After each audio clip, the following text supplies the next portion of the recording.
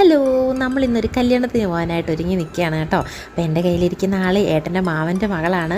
6 മാസമായിട്ടുള്ള നമ്മുടെ കുഞ്ഞു മണിക്ക്. അങ്ങനെ നമ്മളെല്ലാവരും കൂടെയാണ് കല്യാണത്തിന് പോകുന്നത്. നമ്മൾ ബസ്സിനൊക്കെ കയറിയിരുന്നു. ഓഡിറ്റോറിയം അടുത്ത് തന്നെ ആയതുകൊണ്ട് നമ്മൾ പെട്ടെന്ന് എത്തിയിട്ടുണ്ടായിരുന്നു. അപ്പം എന്താ നമ്മൾ ചെന്ന് കയറുമ്പോൾ തന്നെ അവിടെ നാടൻ സദ്യയൊക്കെ കഴിക്കുമായിരുന്നു കേട്ടോ എല്ലാവരും. അപ്പം മുസ്ലിം വെഡ്ഡിങ് ആയതുകൊണ്ട് തന്നെ നമ്മൾ ബിരിയാണി കഴിക്കാനാണ് മെയിനായിട്ട് വന്നത്. അപ്പം നമ്മൾ അവിടെ നിന്ന് അങ്ങ് മാറിക്കൊടുത്തു. അങ്ങനെ നമ്മൾ ഓഡിറ്റോറിയത്തിന് മേളിലോട്ട് ചെന്നപ്പോഴത്തേക്കും പെങ്കൊച്ചത് ഇങ്ങനെ നല്ല ഡ്രസ്സൊക്കെ ഇട്ട് നല്ല പിങ്ക് കളർ ഡ്രസ്സൊക്കെ ഇട്ടിട്ട് അടിപൊളിയായിട്ട് മേക്കപ്പൊക്കെ ചെയ്തിങ്ങനെ നിൽക്കുകയായിരുന്നു കേട്ടോ. ചെക്കൻ്റെ ആളുകളൊക്കെ വന്നിട്ടുണ്ട്. അങ്ങനെ സ്റ്റേജിലേക്ക് പോകാനായിട്ട് നിൽക്കുകയാണ്.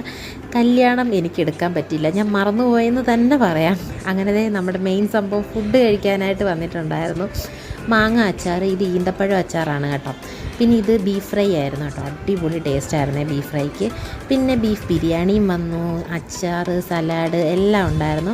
അതൊക്കെ കൂട്ടിക്കുഴച്ച് നല്ല ടേസ്റ്റായിട്ട് ഇങ്ങനെ കഴിച്ചുകൊണ്ട് അപ്പോഴത്തെ ചിക്കൻ ഫ്രൈയും കൂടെ വരുന്നുണ്ടായിരുന്നു. അങ്ങനെ കഴിപ്പൊക്കെ മാറ്റി വെച്ചിട്ട് ചിക്കൻ ഫ്രൈയുടെ ഒരു വീഡിയോ ഒക്കെ എടുത്തിട്ട് ഫോൺ അങ്ങോട്ട് മാറ്റി വെച്ച് നല്ല അന്തസ്സായിട്ടിരുന്ന് കഴിക്കാൻ തുടങ്ങി. ആദൂട്ടം വന്നിട്ടില്ലായിരുന്നു കേട്ടോ. ആദൂട്ടം സ്കൂളിൽ പോയി. ആദൂട്ടം വന്നാലും ഇതൊന്നും കഴിക്കത്തില്ല. പിന്നെ നമ്മുടെ ഫുഡ് കഴിഞ്ഞിട്ട് നമ്മൾ താഴോട്ട് വന്നപ്പോൾ ഡെസേർട്ടായിട്ട് ഇങ്ങനെ ഐസ്ക്രീമും കേക്കും ഒക്കെ കൊടുക്കുന്നുണ്ടായിരുന്നു. പിന്നെ ഇതേ പോപ്കോൺ ഉണ്ടായിരുന്നു, കോട്ടൺ ക്യാൻഡി, പിന്നെ ചോക്ലേറ്റ്സിൻ്റെ കുറേ ഐറ്റംസ്, ചായ, മസാല ടീ, അങ്ങനെ ഒത്തിരി ഐറ്റംസൊക്കെ കൊടുക്കുന്നുണ്ടായിരുന്നു കേട്ടോ.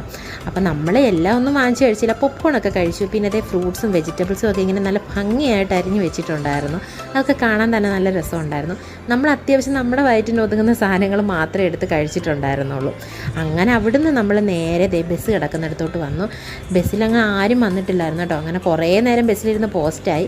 പിന്നെ നമ്മൾ വീട്ടിലേക്ക് വന്നിട്ട് അടുത്ത യാത്രയാണ്. ഇത് വൈകിട്ടത്തെ ഫംഗ്ഷന് വേണ്ടിയിട്ട് പോവാണ് കേട്ടോ, ചെക്കൻ്റെ വീട്ടിലേക്ക്. അങ്ങനെ ഞാനും ആദൂട്ടനോടാണ് പോയത്. ആദൂട്ടൻ കല്യാണത്തിന് വരാത്തതുകൊണ്ട് ആദൂട്ടൻ സ്കൂൾ വിട്ട് വന്നപ്പം ആദൂട്ടനെയും കൊണ്ട് ഞാൻ വന്നു. അങ്ങനത്തെ പെങ്കൊച്ചിൻ്റെ സാരി ഉണ്ടില്ലേ, അടിപൊളി കളറായിരുന്നു. എനിക്ക് ഭയങ്കരമായിട്ട് ഇഷ്ടപ്പെട്ടു ഈ കളറ്. നല്ല അടിപൊളി ഫംഗ്ഷനൊക്കെ ആയിരുന്നു. അങ്ങനെ അവിടുന്ന് നമ്മൾ ഫുഡെല്ലാം കഴിച്ചിട്ട് വണ്ടിയിൽ തിരിച്ച് പോരുന്നു കേട്ടോ. ആദൂട്ടനാണെങ്കിൽ വണ്ടിക്കകത്ത് ഭയങ്കര ഡാൻസായിരുന്നു.